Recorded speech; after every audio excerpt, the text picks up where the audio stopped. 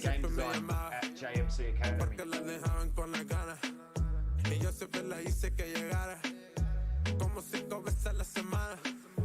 Tú supiste que tenía novio, pero me pisaba con el hoyo.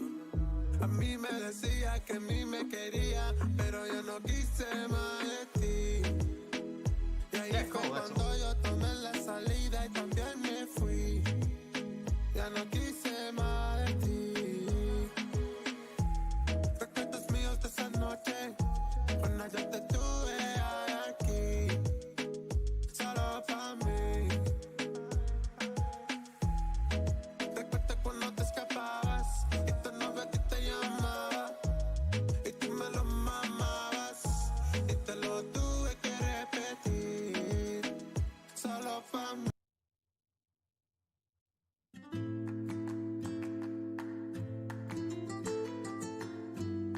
Love it.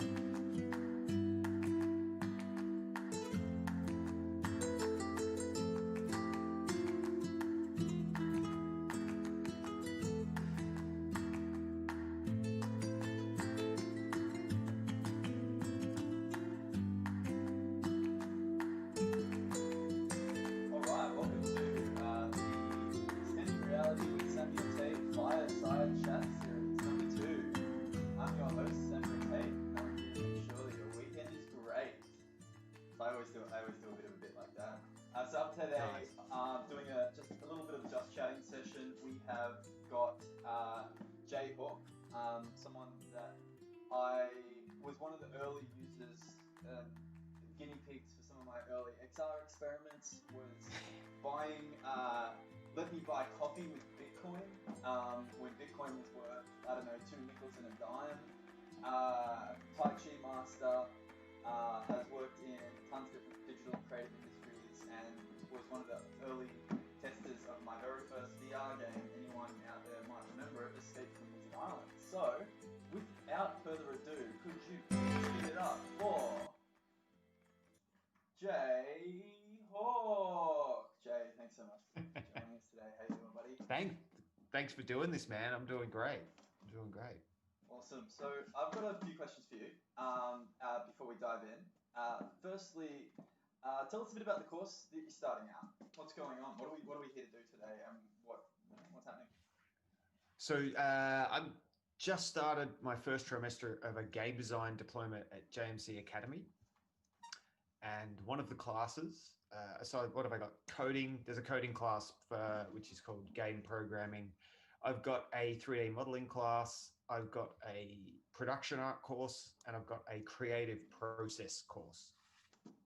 And as part of the creative process course, we have been assigned the task of interviewing at least 3 people who work in the creative field and using what their views on creativity to work through the semester to pitch a product to help creatives. Cool. I didn't realize there was 3 people you're interviewing. I feel a little bit cheap now. I hope that they all give you as good an experience as I do.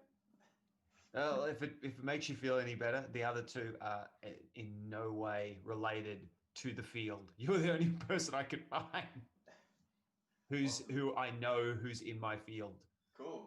Yeah, I'm so excited. I remember Jay used to come to my house and test out my weird little experiments, and I think you did work in this space, right?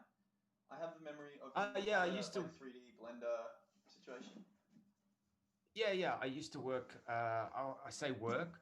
I used to be a hobbyist that made music videos. Like, we made quite a lot, but it was never a career. And through that, learnt After Effects, Maya, and then Blender, because Blender's a bit more user-friendly than Maya, I find. 100%. So what brings you back to the space, to this course? Like, what's the trajectory? Well, it was sort of, you started it all, to be honest. When you had me over to test Escape from Wizard Island, I was like, what is this Unity thing that's just bloody incredible? Like, you showed me a bit of the, under the hood, and I was like, this is just like Blender. I can do this. And that sort of sat with me. You'll remember at the time I was running a cafe and I had no time. But that sort of just sat with me for a while. And then I went and worked in film and TV on set for a few years, and just it wasn't really creatively satisfying. And so when this pandemic hit, I downloaded Unity and started watching shoots and just went hard.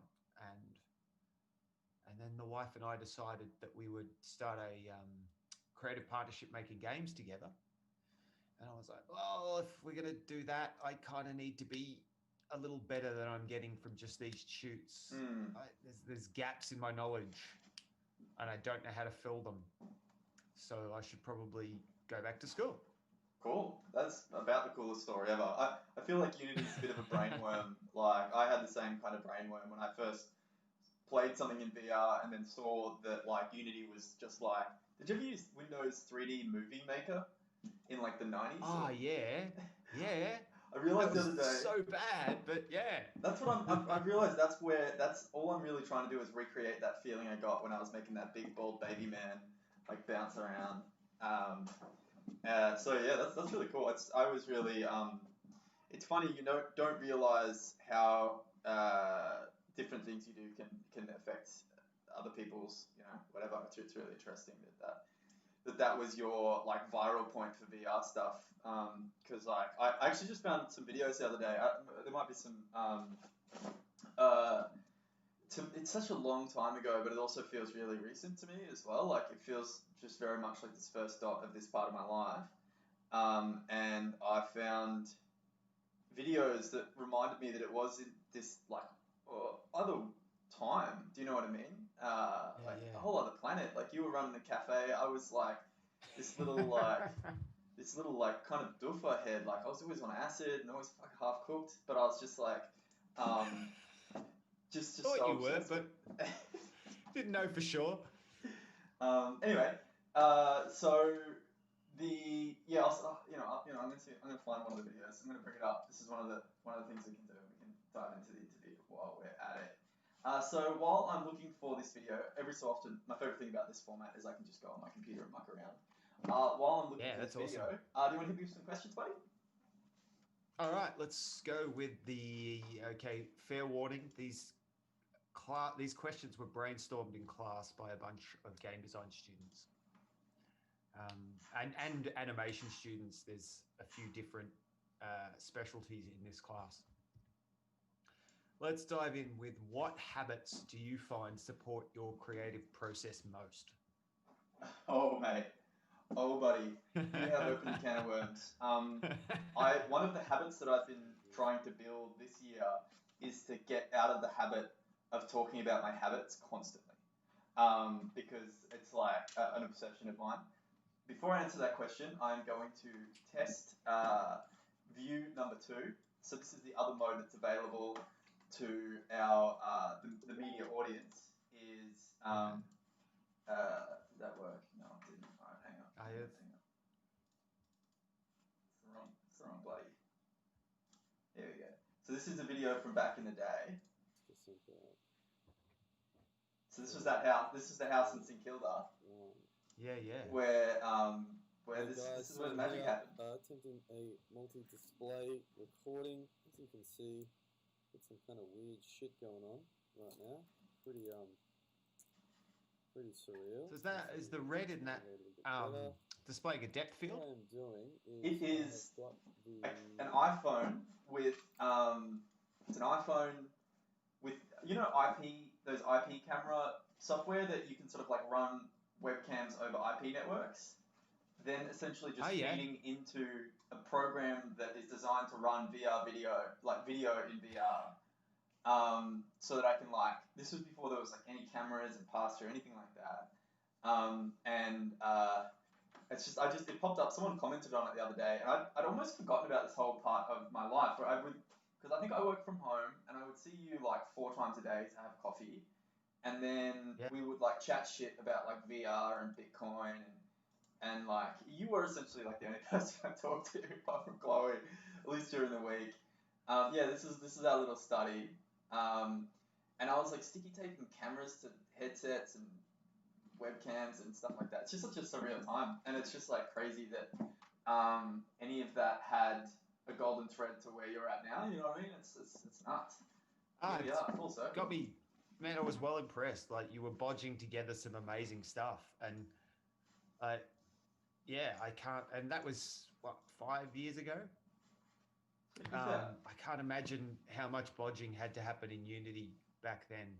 I'm sure it's much like my journey's been a lot easier than yours. Yeah, I do kind of miss how fucked everything was. But like the new stack is so awesome. So yeah, that's Escape from Wizard Islands. This is the first game I ever made in VR. Absolute piece of shit.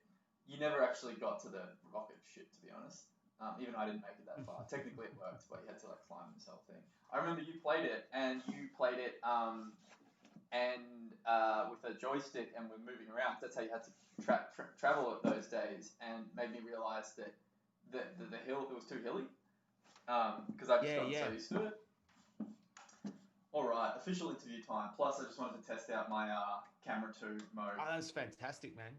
Yeah, let's go find that chance. Great to see that again. I haven't seen it I've almost forgotten about all this stuff because I was just like in my I was having a pretty good time, but it was like that stage of my life I was still like partying a lot, and I think that partially it opened the doorway to exploring with this technology in a really like free-form, like playful way, in a way that I probably couldn't do the same way now. I'm way more methodical and way more execution focused, which I think is where I need to be up to now. But like, but also the outcome is that I don't remember a lot of it as well. So, so habits. Can you ask the question again? Let's start. If we ever cut this, we can cut that bit out and cut this in. Yeah, cool. The question is, what habits do you find support your creative process most? So, the way I kind of look at my life, for a long time, the way I looked at my life is its purpose was to serve my creative process, and my creative process itself was a vocational behavior that was a means to an end that had the output of art and experiences in the same way that like mud crab has that creates balls of sand while they're digging the hole, but the sand isn't the point, it's the creative process. I've come to realize that's very much like a fully like dollar-pilled productivity as the main goal of life, you know, and that actually a big part of life is the main part of life is enjoying yourself and relaxing and peace and contemplation, yada yada yada. So my creative habits are also my like maintaining my life habits in a lot of senses. So at a meta point of view is having a creative practice at all. So I even remember talking to you actually even back in the day. Like I don't know if you might even remember the conversation. Me being like, well, you know, I'm working, I'm freelance. At that time, I was freelancing as a writer, and but I really wanted to do more Unity stuff because that's pretty much where you're up to. Where I was just learning it, and I was like, you know, I need to spend more time in it. And I was like, do you reckon I should be doing 2 days full time on Unity while I study or whatever? Now I pretty much work full time. So I'm a director for it now essentially. So I don't actually get as much time to do the work that I is my creative expression, my personal creative expression. So I just try and have a habit of spending an hour or so a day in like creative practice, I call it, where I'm either doing tutorials, creating art, but I tend to try and have it focused on project work. So like building a practice, I do it in the morning, has really helped me keep creative momentum even alongside like static work and stuff like that, where it is a creative space, but it's creativity that's not often led by your own instincts and that sort of idea of like being creative by doing as opposed to planning sort of thing. Yeah, and that's a good habit to be in, I think. Did I have an opinion on whether you should spend 2 days doing full-time Unity, or do you remember? I think you said do full days, and I think that was the right call for the time because I was trying to become like I was trying to carve out a new job role, and I was in that position for probably 3 or 4 years afterwards, where I would do about half and half.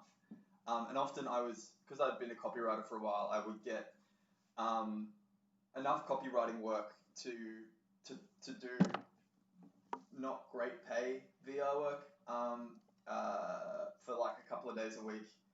But now it's a bit different where I'm pretty much full tilt on my main job, and that it's every day. And so I just try and find some time just for creative play as well. So I think finding time for creative play, as a productive person, always identifying what the most important thing is for that day and making that my main focus, and not letting especially someone who likes lots of different ideas, not letting the ideas drag me back and forth between different areas and then not getting progress. Very focused on bringing things to fruition and getting them whatever published is, as opposed to perfect, so that I've got like a feedback loop of people using my stuff. This is something that I've just been working on this year. I spent 4 or 5 years doing this stuff with not that much to show for it. So last year I did my creative practice every day. I was committed to working on the digging simulator, which is this game where you dig holes, and and I was like, it's just going to be super narrow. That's what it's going to be. I'm going to get it out there, and I'm going to take it all the way to the end, so I understand, so that my creative, inspiration learns to flex the muscle of creative execution. And then I got that to the end of that cycle. I didn't let myself get too distracted. I got it public, and now it's got maybe 2,000 downloads on SideQuest. It's it's not like a viral hit or anything, but I've got this one guy who like messages me all the time. He's played 100 hours in it. Do you know? Whereas if I never would have like published it if I. So just ship it, get it out there, get your work out there, do it every day. And aside from that, just like look after yourself, take time to reflect and tend to your energies and things like that, because you are your resource for creative work, and the creativity should serve the self, not the other way around. Yes, good answers. It's a bit of a common thread. Cool. I think question 2 is, how do you avoid burnout? So I've probably been working about 15 hours a day, 6 days a week for the past month, and I am fucking cooked. And it's my day off, and I'm actually doing this and also working on my game. Might not be the best person to ask, but I think... Thank you so much for doing this then. That's all right. It doesn't matter. I'm just on a roll. I think that, to be honest, I love doing long days. Sometimes there's a certain amount of creative heights that you can hit in 14 hours that you can't hit in 2 7-hour days. It's just the reality of it. Like you just go rat mode, I call it. Often people with sort of like ADD spectrum kind of blends, they have like tendency towards hyperfixation, and that can serve itself really well. So you need to know how much fuel you've got in the tank. You need to know your parameters. You need to be really plugged into your body, because I know how long I can redline for, and when I need to start coming into land, so that I don't. I have had like severe burnout, like mental fatigue, and I have burnt. The reason I know when I'm redlining is I've redlined before, well beyond it. Had a lot of burnout coming off the back of working in CoinJar. Not so much because of the workload. Like I work way more now than that. I had a lot more emotional attachment to outcomes.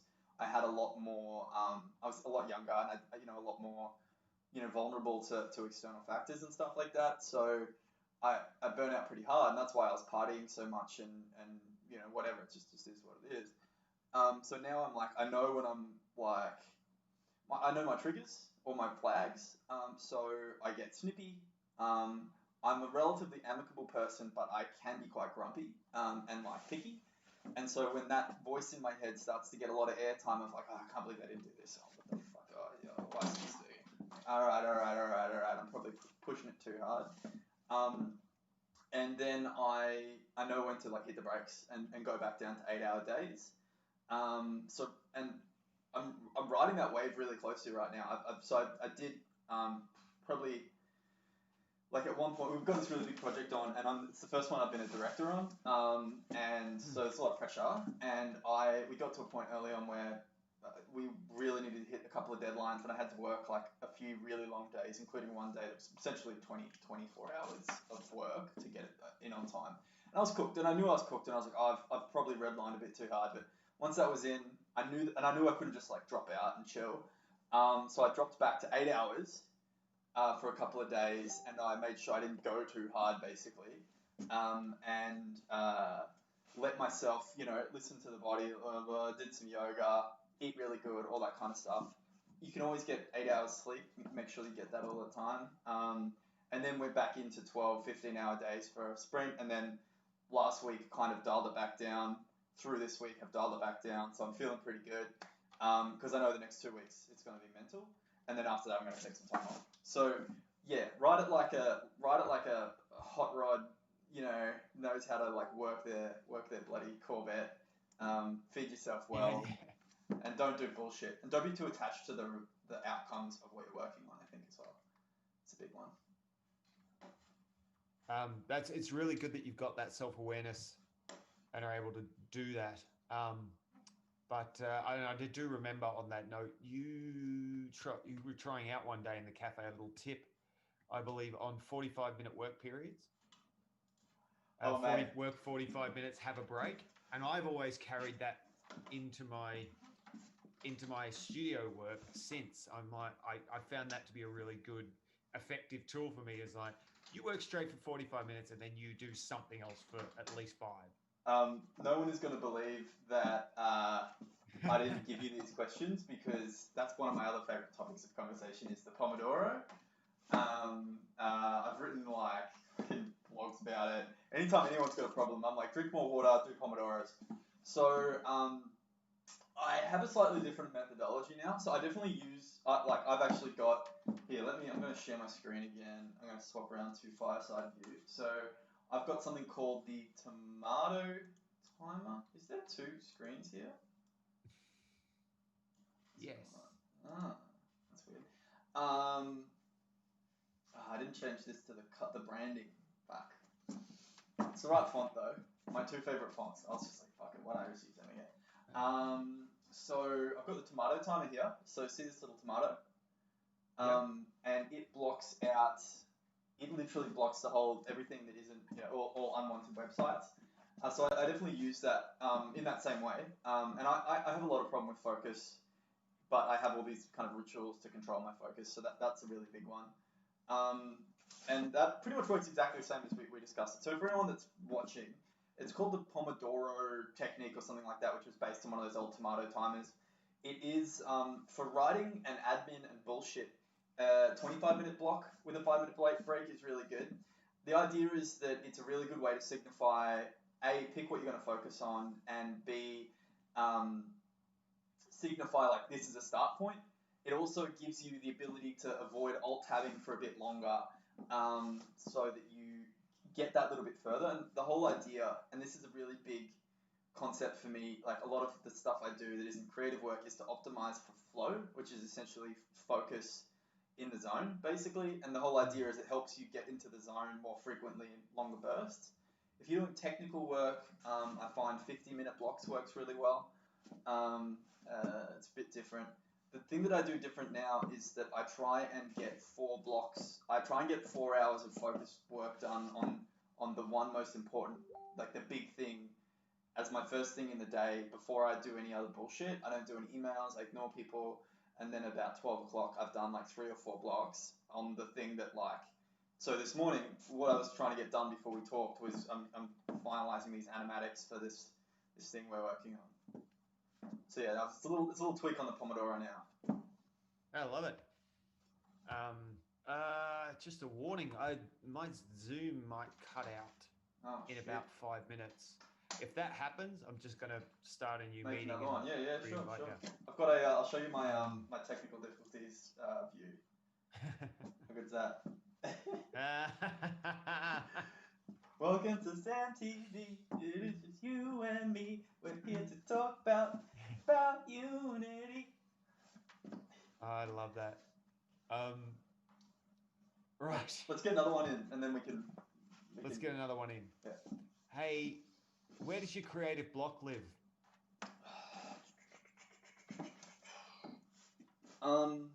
I don't have a creative block. There's literally never been a time where I don't have an idea. My creative threat is going with the first idea, not being like expansive enough, if you know what I mean. I'm very like, this is what I'm gonna do. This is the prophecy. This is what the idea is. So don't worry about it. Let's do it. Let's execute it. And I don't spend enough time interrogating what creative instinct I'm going to act on or explore. All right, cool. That's, yeah, I think I understand. That's not the answer I expected, but I think it's a really good answer. I think part of it is that I have a practice of creative work. Not when I have an idea, I do work. I go to my desk and I begin. I hit go on my Pomodoro, and I'm like, well, I better do something. You know, and that's an intentional. That's why I built that habit of creative practice, because I understood that was such a good way to. This was 2 years ago where I was like okay with Unity, but I didn't feel like I had anything to show for it that was mine. You know, so I just started going to my desk, and I probably did have creative blocks at that stage, but after doing that for a couple of years, it's just like I was just like Pavlovian response. So now it's more about like choosing the right thing to do. I do have a big creative block with writing at the moment, where I know I'd like to start writing, but I don't really have the habit of it at the moment, and so I don't have that sense of like there's already electricity kind of zapping through my fingers, which I kind of do with code and art. It sounds a little similar to I've been researching a lot of Neil Gaiman's views on creativity as well, and he has a habit of sitting in his garden, and he can sit and he can write, but he's not allowed to do anything else. He doesn't have to write, but he's not allowed to do anything else, and he just has to sit there for however long. And he says after a while, writing becomes more interesting than doing nothing.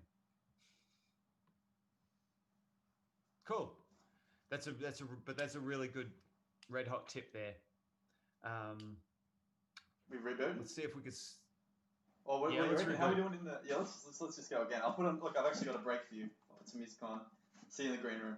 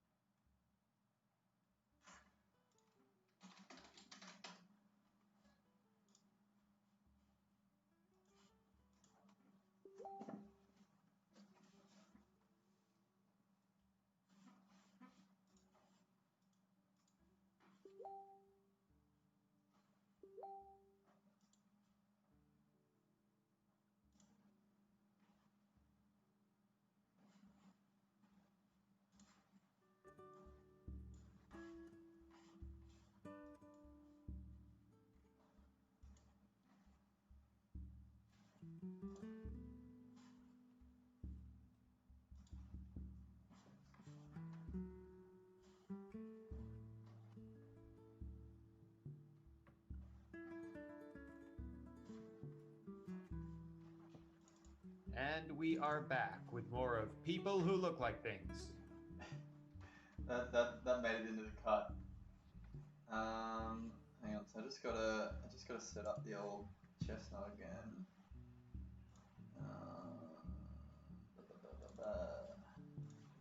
Okay.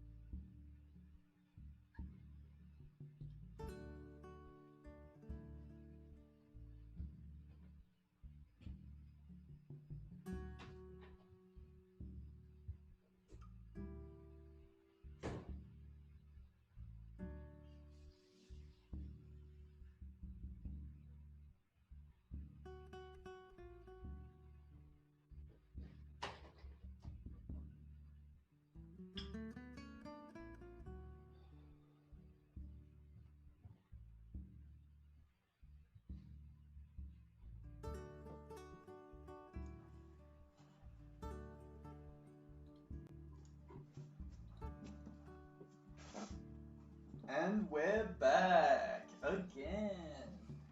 Guess who's back? Ooh, nice dissolve. Yeah, I thought you'd like that. I've got I'm probably more into OBS. Oh, you're muted, dude. Oh no. Good call. There we go. Cool. Hey. All right, cool. Let's keep them rocking. We don't. Yeah. What do we got next? All right, here's a good one. What percentage of creativity do you feel is divine inspiration versus just plain hard work? Oh man. Did you ever have a messiah complex?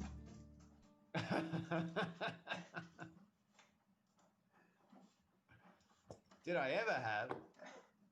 So like, I got that like Catholic school fucking brain sizzle that like where you get told for like 11 years or whatever, like all this like crazy high magic sci-fi colonialist hero worship, and had like whatever. So like I definitely I'm a spiritual person. I do believe that all life is the universe, slowly understanding and experiencing itself, to quote Bill Hicks in his line. And I do think that there's probably some mysticism and magic in the flux of probability waves collapsing as consciousness passes through them, and in creating art you have like a feedback loop around that. But I'd say 99% of it is just painful, like grinding work to take that 1%, not even 1%, like that one flash of inspiration. When I wanted to get started out, I'd just have like a flash in a minute, you know what I mean? And it didn't help that I was like 2 tabs deep or whatever. And I've realized for every flash of inspiration, it's like 6 months. Every good idea takes a day or 10 years, basically, is my understanding of it. But I do think that there is a certain mysticism and magic to the creative process in and for itself, and that discovery process of the self, of your understanding of community. But it needs to be basically supported by a creative practice to make it mean anything beyond a momentary, feeling. And those momentary feelings are fine too. So about 99%. Probably 99.9, to be honest. Yeah. And I miss the constant electricity of divine inspiration of youth. I don't know, but I feel like now I've got more of like a trickle. I've got a pipeline. I've got an inspiration pipeline now. I wonder if that, or what we experienced as that divine inspiration of youth, has just been tempered by the fact that we now know that for every good idea, it's 6 months work. Probably a little bit. There's part of my brain that's just like blocking, don't tell him that. We can't handle it. And I think you just you become less in love with the smell of your own farts a little bit. Do you know what I mean? Yeah. You start to realize that your grand space opera, it's pretty derivative, and it's really just, it isn't actually that idea, it's the work that you're willing to put into it, and you become more in love with the work, the spark. Yeah, what's that? Something I love telling people is you can't own an idea, just the execution of an idea.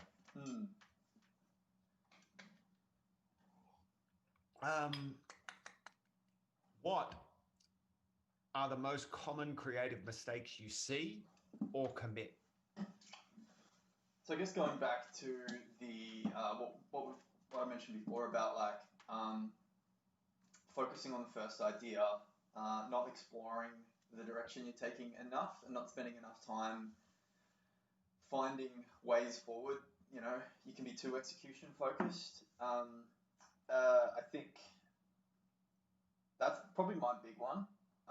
In terms of creative, people I work with, people I'm responsible for, is we'll get to that later. There's a little bit of the balance that needs to be struck with not being overly perfectionist, but also whatever you're presenting at whatever stage, it needs to meet that level of quality, and making sure that you need to be able to be polished even in early stages, and you need to find a practice for how to present early stage concepts in a polished way. Or so for example, my storyboarding now, I do a much simpler version of what I used to do, but it's a lot cleaner and it's easier to understand, things like that.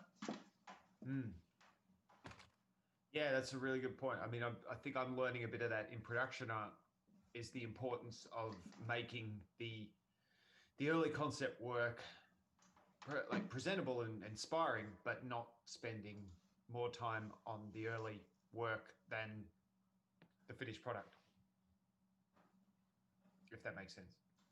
What are some tips? Well, like what are some tricks you've learned to get it to sell it? Oh, we're still very early on in production art, but just digital. Like I suck at digital painting. Had no idea how to do it, and in 3 weeks, I've got to the stage where I feel like, okay, I could actually paint a line drawing that it looks good enough to sort of present in a pitch. Cool, that's awesome. Let's I hope. I like less is more. I think always just not trying to add that extra layer of detail or that extra body of text.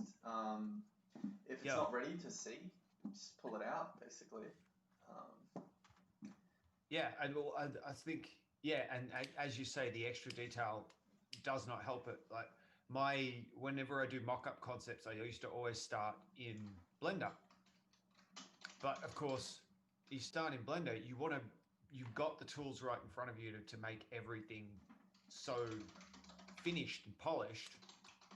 You find you're spending, oh shit, I just spent a week on a mock-up that didn't need to be that polished. Anyway. Well, actually, like that's you remind me of another huge mistake. Honestly, it's like I can only tell you about mistakes I make, like just because that's how more reflective I am, and I've got like hundreds of them. Is not delegating the right creative bodies of work to the right people, especially as you become more responsible for things. Is like, I did all the storyboards for the most recent project, and I was like, I should have just gotten the concept artist to just talk to them and got them, not being afraid to ask for like collaboration from people that are better at stuff than you, and leaning into like your own skills more, as well, but without being scared that doesn't mean you can't do concept art in the future. You know what I mean? So yeah, that's a really good point. What element of your process are you still working on? Well, yeah, I think that's the thing that I'm the major part of my process outside of just work is this idea of like exploring and discovering through doing, and we talked a lot about that already. At work, my creative process is much more like consultative, like all the standard design rounds and things like that, and it's pretty good. I think I've definitely been a big part of establishing key like documentations and workshops that you have, because we do a lot of client work.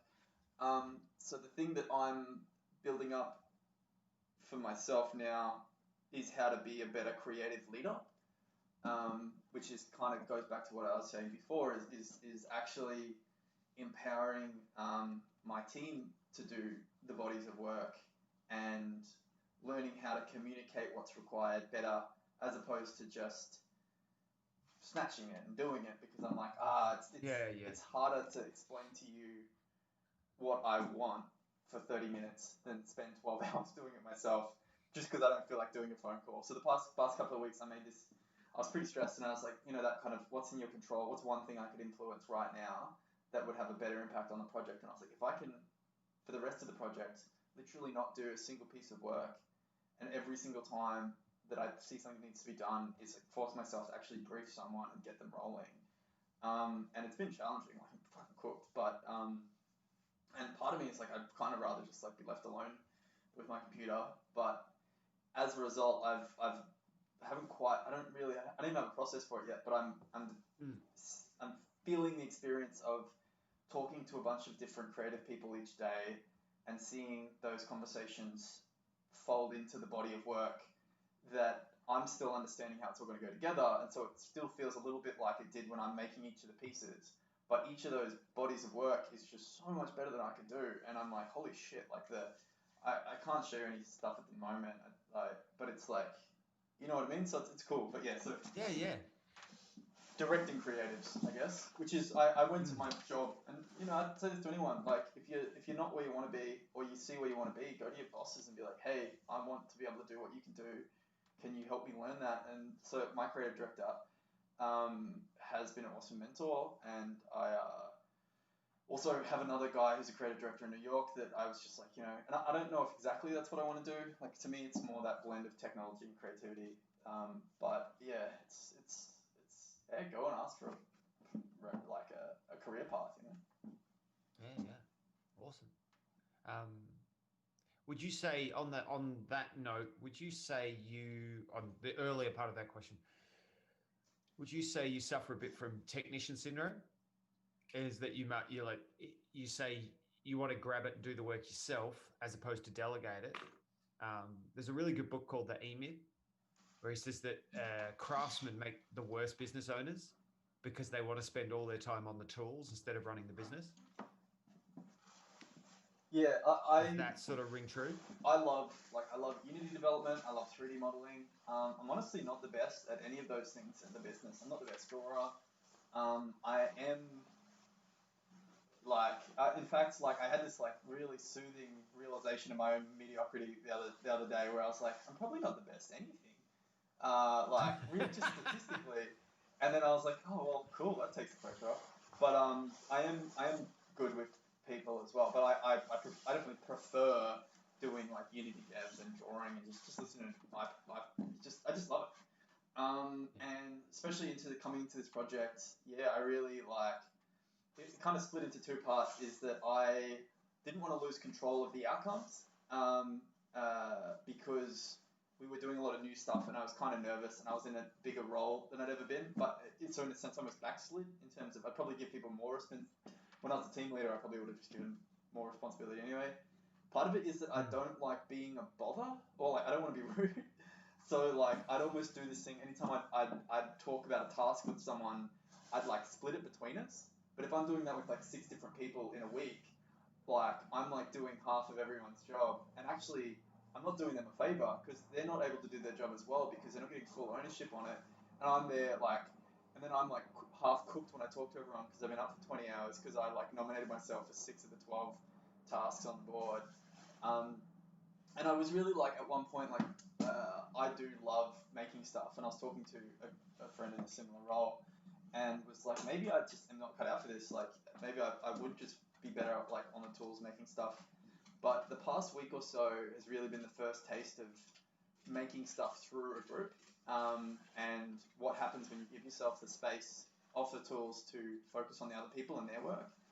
And what I've actually started doing is and I learned this from our creative director, is we jump on the tools together, where I just sit with them for an hour or two, and they're working on it, and I'm I'm firing off tips, I'm seeing how they work, we're sort of having a chat, and I'm there, and then that hour or two, they then have enough juice to go for a day or two, and that's actually probably a new process that I've not used before.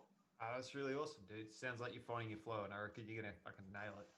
Hope so. We've only got two weeks left, so everyone's humming, but it's launching with a national TV program, and it's a little bit behind, but it's fine. We'll be right.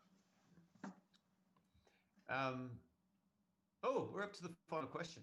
Cool. All right. Well, it's nearly an hour too, so that's good. Good interview. Yeah. Awesome. Is there one thing you could have done to save yourself years? Fuck. I didn't do.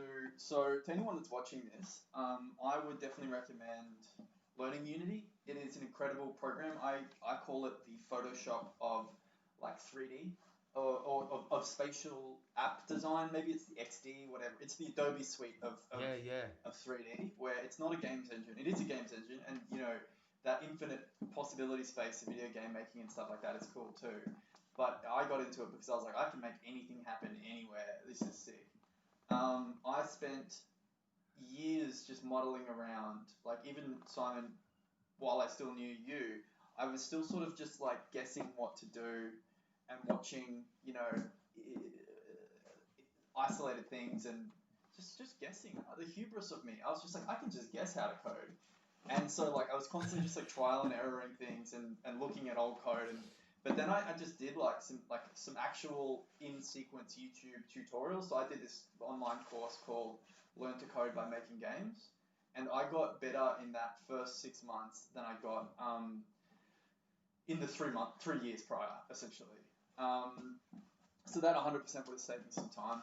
So yeah, and this kind of ties back into now where I'm at is like on top of project-based creative practice is try and build like a continual learning practice. You know, I did a law degree, right?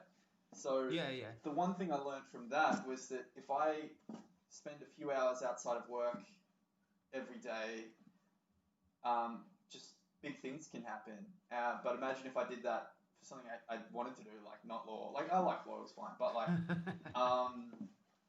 and yeah, I've applied that ever since. So just like making sure I spend a few hours a week learning something new, and building like, but trying to now build a kind of golden thread between what I'm working on so that it can get momentum and what I'm learning so I can get momentum and it's not just flash in the pan. Yeah, so start early and practice well. Yeah. Don't just goof around. Don't just goof around. Find a sequence. Show up every day. Like the whole idea of habit building is to show up every day, and have it be part of a roadmap. And then all you have to do is just take that next step. And then every day, I've got a habit tracker. I fucking love habits. I can talk about habits all day, but I've got a habit tracker where I track the moment I'm trying to get exercise in the morning is my main habit. Free version. So like I track the core habits, so creative practice, meditation, all that kind of shit. Build one habit at a time. Work on that habit for 2 to 3 months before you start a new one. The idea is that if you've got a keystone habit, you other things start to fall in place and you don't get overwhelmed. It's a good time too. I don't know if you've heard there's been some neuro research that it takes 90 days to develop muscle memory. So I've learned that a couple of years ago, and I've always been saying, guys, if you're going to try anything, try it for 90 days. Don't quit at 60. Do it for 90, and you'll probably do it forever. Yeah, well, that's what I'm trying to do at the moment. I'm trying to do that for like arduous exercise 3 times a week. So that's my main thing. My actual creative practice has dropped off, and also just let yourself off the hook. Like if you've got a continual goal of continual development, but you can also be forgiving. Like I think I spent a lot of time beating myself up when I was younger, and spent more time worrying about what I should be doing and who I should be than accepting what I was and starting from there. But yeah, so right now I'm actually not doing my creative practice because I'm already working like 15 hours a day sometimes, so it's like, all right, that can take a break. But my main focus is on getting fit. Yeah. Love it. That's all I got for you, man. Thank you so much for doing this. No, that's great. This is fun. I love it. Yeah, like I appreciate you coming on. So massive thanks to Jayhawk, everybody. Keep an eye out for his work in the coming years. I'm sure that this guy was filming bands with Kinects in 2000 and whenever, in the deep past. So seeing what he'll be able to do once he's got a bit of that modern learning under his belt. Have you got anything you want to plug? Probably not. Yeah, I'm in study mode. Yeah, when the studio's live, we'll bring you back on once you've got your first launch or something. Yeah, definitely. I'll have at least something in beta by the end of this degree, I think. Cool. All right, rock and roll. I'll be happy to test it. Thanks so much, man, and thanks for jumping on in our little surprise format. It's always thanks, man. It's always fun to see. Really awesome. It's been heaps of fun. Stream on the go. All right. So with that, I'm going to wrap up, and I will meet you in the green room. I don't really have an ending slide. Transition. No, it's not good. Hang on. Oh, here we go.